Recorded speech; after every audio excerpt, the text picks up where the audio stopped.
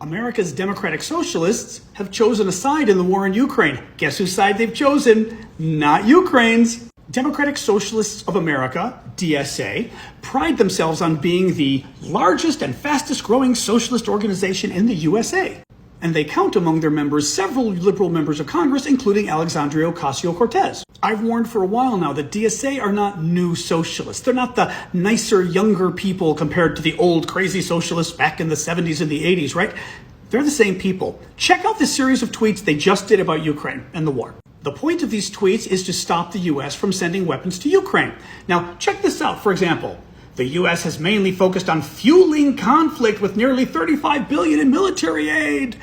Fueling conflict, you get it? Ukraine gets invaded by Russia. Russia is committing genocide. Everyone agrees. War crimes galore. It's genocide. The U.S. steps in, along with a number of our allies, and is supporting Ukraine against this genocide. And DSA suggests that it's the U.S. that's fueling the conflict, not Russia. By the way, first tweet of 6. Notice anything missing? The word Russia. Let's check out tweet number 2. Tweet number 2 accuses the U.S. of military escalation and fueling the conflict. What don't you see? Any mention of Russia.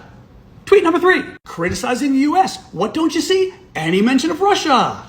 Tweet number 4, criticizing the U.S. No mention of Russia.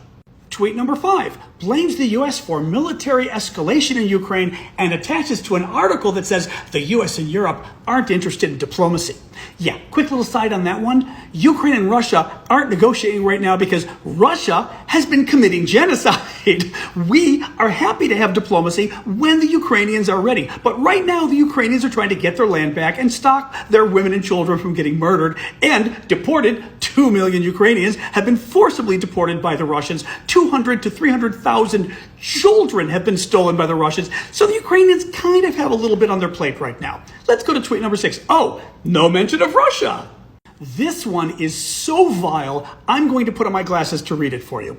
With the devastating toll exerted on Ukraine, and in order to find a resolution to end the war, the failed U.S. strategy of pouring in weapons that only further exacerbated the conflict has to change. Contact Congress and demand diplomacy, not more weapons. Oh, look at this too. Working towards a solidarity. Solidarity with who? Vladimir Putin?